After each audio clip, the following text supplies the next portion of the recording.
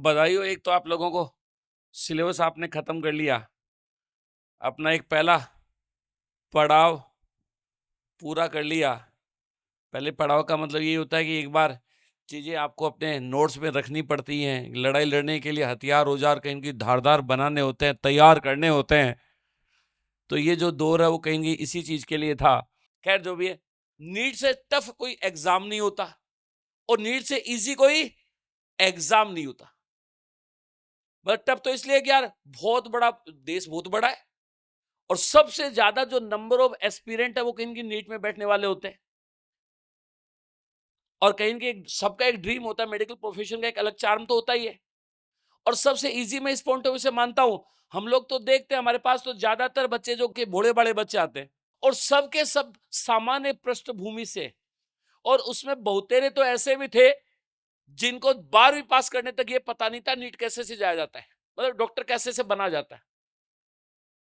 तो मैं उनके मद्देनजर कहूंगा तो इससे कोई आसान एग्जाम भी नहीं होता। कोई एक्स्ट्रा ऑर्डिनरी बैकग्राउंड के बच्चे नहीं है, सामान्य सी पृष्ठभूमि के बच्चे बहुत आसानी से हंसते हंसते सेलेक्ट हो जाते हैं।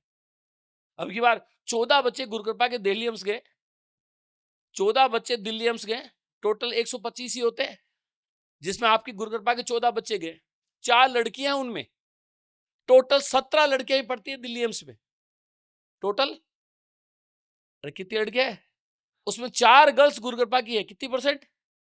25% हो गई। अरे 4 चौके 16। तो एक अब इसे अब उसमें सबसे बड़ा लॉजिक मैं ये मानता हूं कि यार नीट बहुत आसान एग्जाम है, बस इसमें मेस ऑल इंडिया टॉप करने चला गया, लास्ट से टॉपर 720 में था और पूरी इंडिया में 720 में 17 बच्चे थे। अब की बार तो एक 686 पे टॉपर बना, तो महेश को भी पूरे सवाल नहीं है, थोड़े से घुमाए हुए कुछ एक सवाल जो आए उसके भी तो गलत हुए। अरे 5-6 सवाल फिजिक्स में इसके भी गलत है, इसके भी बस में नहीं है क्या? तो ऐसा नहीं कह सकते कि महेश टॉप इसलिए करके गया, उसके पास बहुत अच्छा ब्रेन था। वो टॉप इसलिए करके गया, उसके पास एक एक्स्ट्रा ऑर्डिनरी डेडिकेशन था। उसको और चीजें दिखलाई नहीं देती थी, केवल अपना टारगेट दिखलाई देता था। और नीट ऐसा ही एग्जाम होता है बेटा। मतलब अब की बार थोड़ा सा पेपर ठीक सा बनाने की कोशिश की। लास्ट से 651 पे सिलेक्शन हुआ था 2024 में। कितने पे? 651 मार्क्स का टॉप थी लास्ट ईयर। और अब की बार 525 तक सीट मिल गई। कितनी परसेंट का डिक्रीमेंट आ गया? अरे कितने नंबर का? 125 सवाल, मतलब 125 मार्क्स का फर्क आ गया। और 125 में कितने सवाल होते हैं? 30, 31, 32 सवाल का फर्क पड़ गया लगभग। थोड़ा सा पेपर, थोड़ा सा लेवल का आती।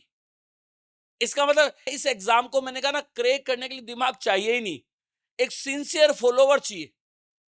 और मैंने एग्जाम्पल बता दिया ना, इतने सारे बच्चे गुरु कृपा से सेलेक्ट होते हैं, उसके सबसे बड़ा लॉजिक यही होता है कि हमारा बच्चा बहुत अच्छा सिंसियर होता है, फॉलोवर होता है, अपना दिमाग लगाता नहीं।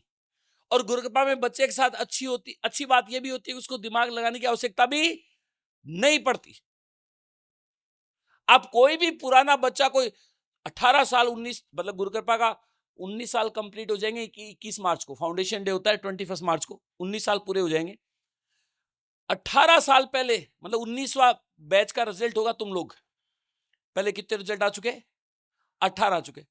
18 साल पहले जो उस बच्चा सेलेक्ट हुआ है, उस बच्चे से भी आज पूछोगे ना कि यार तेरे मतलब पूरे साल में तेरे सबसे अच्छे अनुभव कौन से हैं, वो कहीं कहीं डिटेल्स का नाम बोलेगा।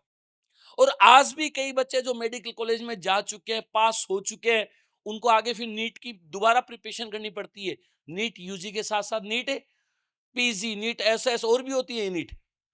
तो आज भी आके हमें कहते हैं सर हमारा भी कोई डिटेल्स चालू कर दो ना। अब वो तो हमारी मजबूरी होती है, मैं उनको कहता हूँ यार तुम आ जाओ, तुम आके कहीं की इस चीज पे काम कर लो। अब हमें तो एबीसीडी तो आती नहीं, फिजिक्स केमिस्ट्री बायोलॉजी तो हमें आती है। अब ले तुम्हारी वो बायोकेमिस्ट्री, अनाटमी, ह्यूमन फिजियोलॉजी, वहाँ कई सारे ऐसे होता है ना, कई सारे मेडिसिन और सर्जरी, पता नहीं क्या क्या सब्जेक्ट होता है, उनका एबीसीडी है नहीं, इसलिए हम चालू नहीं कर सकते। लेकिन वो अपनी भावना यही व्यक्त करना चाहते हैं कि यार हम आज भी उस चीज को मिस कर रहे हैं। वो एक ऐसा पल होता था जहां हमें हमारा दिमाग लगाना ही नहीं पड़ता था, लेकिन आज हमें बिना दिमाग में ना आगे बढ़ना ही नहीं हो पाता। और एक बच्चे के लिए शेड्यूल बनाना, उसको लगातार फॉलो करना बड़ा इम्पॉसिबल सा काम होता है, लेकिन हम टाइम टू टाइम बच्चों को शेड्यूल दे देते हैं, उसकी मजबूरी होती है उसको फॉलो करना। फिर माहौल ऐसा रहता है, अरे माहौल अभी जैसे कई दिन क्लासेज में भी हम लोग यही बातें करते थे, कुछ सेमिनार कुछ दिन पहले किए थे, तब भी हमने ये कहा था तुम लोग तो ये 2-3 महीने पढ़ लो, फिर तो एक गोड्स और डीटीएस वाला माहौल तो ऐसा होता है, चारों तरफ पढ़ने वाले बच्चे मिलेंगे, नहीं पढ़ने वाले सीख रुकेंगे ही नहीं, तो वो तो अपने आप ही आप लोगों को पढ़ा देगा। तो मैं यही कह रहा था बेटा, रिजल्ट बनाने में, ये इतनी बातें बताना ये चाह रहा था, रिजल्ट बनाने में सबसे महत्वपूर्ण दौर है वो तुम्हारा ये गोड्स और डीटीएस का दौर है। तो बस इस पे बड़े मन से आप लोगों को जुड़ जाना है, बिना घबराए हुए जुड़ जाना है। हम लोग कम से कम 5 बार आप लोगों से रिवीजन करवाएंगे इस दौर में। कितनी बार? अब तो तुम्हें फील होता है पूरी साल में, यार माइनर में पढ़ लिया, थोड़े दिन तो भूल जाता हूं, आरटीएस भी दिया था फिर भी मैं भूल जाता हूं। लेकिन बेटा वो उस टॉपिक का आरटीएस या दोबारा पढ़ने का मौका बहुत दिनों बाद में मिलता है, और किसी भी चीज को आप बहुत दिनों के बाद में पढ़ने जाते हो तो निश्चित तौर पे पुरानी वाली मेमोरी लगभग गायब हो ही जाती है। लेकिन ये तो ऐसा दौर होगा जिसमें पहली बात तो केवल पढ़ने ही पढ़ने का काम करना होगा, नया कंटेंट तो घुसाने का काम करना ही नहीं है। अभी तक तो ये भी था ना, आरटीएस देते थे लेकिन बीच में माइनर भी तो आता था, अब तो कुछ है नहीं, अब तो उन्हीं चीजों को बार बार पढ़ना है, प्लस फ्रिक्वेंटली किन किन चीजों को हम रिवाइज भी तो करेंगे। जैसे अभी मैंने बता दिया, कितनी बार पढ़ेंगे, अरे कितनी बार पढ़ेंगे, 5 बार हम लोग पढ़ने जाएंगे बेटा। और 5 बार जब पढ़ने जाओगे तो ये जो सब चीजें है वो तुम्हारे दिमाग पे बेटा अपने आप ही छप जाएंगी। 5 बार का तरीका ये होगा, अभी हम आपको जो शेड्यूल बांट रहे हैं वो केवल गोड्स का बांट रहे हैं, ये तो 28 दिन का एक शेड्यूल है। इस 28 दिन में तुम एक बार पूरे नीट का सिलेबस कंप्लीट करोगे। 28 दिन में 14 पेपर तो फिजिक्स और जूलॉजी के होंगे, और 14 पेपर केमिस्ट्री और बॉटनी के होंगे। नॉन स्टॉप पेपर होंगे। छुट्टी मैंने बता दी ना, बीच में केवल कौन सी आएगी, वो धुलंडी वाली छुट्टी। 28 दिन में 28 प्लस एक वो दिन आ गया, 29 दिन लगेंगे। 29 दिन में हम पूरा का पूरा सिलेबस कवर करेंगे, और जैसे ये खत्म होगा तो फिर हम आपको एक नया डीटीएस का शेड्यूल डिस्ट्रीब्यूट और कर देंगे। ऐसी छोटी सी मीटिंग करेंगे दोबारा, उसमें आगे की प्लानिंग बताएंगे, और वो ऐसा होगा जिसमें 24 दिन में एक राउंड में हम एक रिवीजन और पूरा करेंगे, 12 दिन में फिर अगला रिवीजन और पूरा करेंगे, 9 दिन में अगला रिवीजन और पूरा करेंगे, और लास्ट का रिवीजन तो मात्र 6 दिन में पूरा करेंगे। और जब ऐसे इतने छोटे छोटे ड्यूरेशन के बाद में चीजें तुम पढ़ने जाओगे तो तुम्हारे को फिर वो सब चीजें परमानेंट याद हो जाएंगी। और मेरी सोच ये होती है, सिलेक्शन के लिए सबसे बड़ी रिक्वायरमेंट यही होती है बेटा, जब आप पेपर अटेम्प्ट करते हो तो आपको पेपर में सवाल पढ़ते ये ख्याल में आ जाए कि यार ये सवाल, ये कॉन्सेप्ट मेरी कॉपी में, उस कॉपी में बाईं तरफ या दाईं तरफ लिखी हुई है। जैसे 12वीं बोर्ड और 10वीं बोर्ड की एग्जाम दी होगी ना, वहां ऐसे अच्छे जिन बच्चों के मार्क्स आते हैं, उनको जब पेपर लिखने बैठता है तो ये फीलिंग आती है कि मैं वहां से कॉपी कर रहा हूं, नकल कर रहा हूं, होता है ना। वो फीलिंग नीट में भी जरूरी है बेटा, ऐसी सी फीलिंग लानी जरूरी है। और हम ऐसा सा प्रयास करेंगे, ऐसा सा शेड्यूल आपको डिस्ट्रीब्यूट कर रहे हैं, ऐसा सा प्लानिंग हम आपको दे रहे हैं कि वो फीलिंग आपको आ जाएगी, बशर्ते लगातार काम करोगे। बस 2-3 बातों की सबसे बड़ी आवश्यकता है। एक तो मैंने कहा ना, दिमाग में जो भी इधर उधर का कचरा उसको निकाल के रखना पड़ेगा। मतलब अब तक तुम्हारा पूरी साल का हाल ये होता है, सबसे बड़ी प्रॉब्लम तुम्हारी यही होती है, 7 दिन में तुम्हारा मूड ढंग से 2 दिन ही काम करता है। मूड काम करता है, अच्छा मूड रहता हो तब तो तुम बहुत अच्छा पढ़ते हो, और जब नहीं काम, मूड ठीक नहीं हो तो तुम्हारी पढ़ने की इच्छा होती नहीं। 2-3 दिन लगातार निकलते हैं। ये एक ऐसा शेड्यूल है, इसमें तो ये शेड्यूल ही नहीं, 84 दिन में भी तुम एक भी दिन खराब नहीं कर सकते। वो एक धुलंडी वाला दिन तुम्हारे लिए छुट्टी है बस। अब ये आज मूड नहीं है, वो कम पढ़ू, वो ऑप्शन है ही नहीं तुम्हारे पास।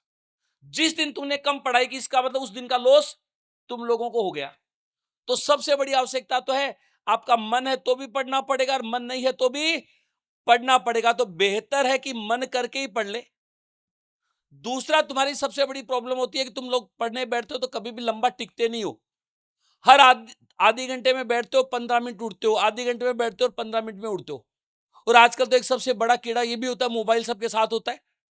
तो उस 15 दिन में उठ के सबसे पहले वो रील चलाते हो, और रील में वो सुहाने सुहाने गाने, वो अलग ही पल आते हैं ना। तो वो जो फिजिक्स है, देख कितनी फीलिंग आई है। तो वो फिजिक्स की फीलिंग और वो उनकी फीलिंग, रील की फीलिंग टोटली टोटली डिफर है। तो उस 10 मिनट की रील में जो तूने पढ़ा उसका भी कचरा, आधी घंटा जो पढ़ा उसका भी कचरा। ये एक बड़ी प्रॉब्लम भी होती है। अब आने वाले 84 दिन के दौर में बेटा आप लोगों को ये चीजें डेवलप करनी पड़ेगी। पढ़ने बैठो, नॉन स्टॉप पढ़ने की आदत डालो। नॉन स्टॉप का मतलब ऐसे नहीं कहूंगा कि पूरे दिन एक साथ एक लगातार टिक के पढ़ो, लेकिन आपको 2.5-3 घंटे लगातार टिकने की आदत डालनी पड़ेगी। नीट का पेपर कितने घंटे का होता है? 3 घंटे का होता है। तुम्हारी हालत पूरी साल में आपने माइनर वाइनर दिए होंगे, ये देखा होगा ना कि पहले 2 घंटे में तुम सवाल जो अटेम्प्ट करते हो वो ज्यादा सही होते हैं, और लास्ट के 1 घंटे में तुम सवाल अटेम्प्ट करते हो, पहली बात तो फिजिक्स के करते हो, और लास्ट के तुम वहां फिजिक्स की जगह बायोलॉजी के करके देख लेना, बायोलॉजी के करके देख लेना। उस लास्ट के 1 घंटे में तुम्हारा बायोलॉजी के करोगे तो बायोलॉजी का बैंड बजेगा, फिजिक्स का करोगे तो फिजिक्स का बैंड बजेगा, केमिस्ट्री का करोगे केमिस्ट्री का बैंड बजेगा। क्योंकि हमारा 3 घंटे लगातार काम करने का अभी हैबिट है ही नहीं, प्रैक्टिस है ही नहीं। तो वो प्रैक्टिस तो बेटा डेवलप करनी पड़ेगी, तभी तो आप 3 घंटे का जो ड्यूरेशन है उसका ढंग से उपयोग कर पाओगे। और वो प्रैक्टिस पेपर से नहीं होती, वो प्रैक्टिस सेल्फ स्टडी वाला जो स्लॉट है उससे होती है। तो जब भी आप पढ़ने बैठो तो पहला स्लॉट तो दिन में कम से कम 3 घंटे जरूर पढ़ा करो। उसके बाद में थोड़ा थोड़ा रिड्यूस कर सकते हो, अगला स्लॉट 2.5 घंटे लगातार पढ़ लिए, अगला स्लॉट 2 घंटे लगातार पढ़ लिए, लेकिन 2-2.5 घंटे लगातार एक दिन में अवश्य टिक के बैठा करो। उसके कई फायदे होंगे। एक तो लगातार पढ़ोगे तो एग्जाम का 3 घंटे एक एफिशिएंट दिमाग यूज करना 3 घंटे में वो प्रैक्टिस हो गई, और दूसरा 3 घंटे पढ़ोगे तो टॉपिक लगभग तुम्हारा निपट तो जाएगा। और प्लस टुकड़ों में टॉपिक पढ़ते हो तो आपके दिमाग में एक सीक्वेंस नहीं बनता, लेकिन कॉन्टिन्यूटी में टॉपिक पढ़ोगे तो आपके दिमाग में एक सीक्वेंस भी तो बनता है। तो ये एक सबसे बड़ी कमी है, इसको कहीं की आप लोगों को दूर करना है। तो 2 जो मेजर प्रॉब्लम है उसका मैंने समाधान बताया। तो आने वाले दिनों में इन चीजों का समाधान करते हुए हमें चलना है।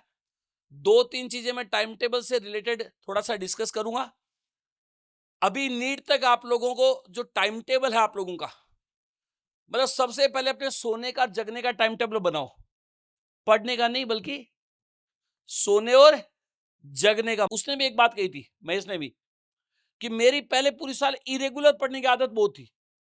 उसने बोला होगा ना, उसकी क्लास दोपहर को आती थी 2 बजे, तो मैं लेट नाइट तक जग के पढ़ता था और फिर सुबह लेट तक उठता था, फिर क्लास में आता था। लेकिन धीरे धीरे मेरे को पता लगा कि यार ये तेरी बहुत गंदी आदत है, नीट में आएगा तो ऐसी सी स्थिति तो तेरे लिए बड़ी विचित्र पैदा हो जाएगी, क्योंकि नीट का एग्जाम तो होता ही दोपहर को है, प्लस लास्ट में गोर्स डीटीएस आएगा, उसमें तो स्थिति है कि आप रात को पढ़ के डे में कहीं न कहीं सोओगे तो बॉडी अपने आप ही डल होगी, आप अच्छा सा कभी कर ही नहीं पाओगे। तो ये 3 महीने तुम्हारा सोने का और जगने का टाइम टेबल एकदम से फिक्स करो आप।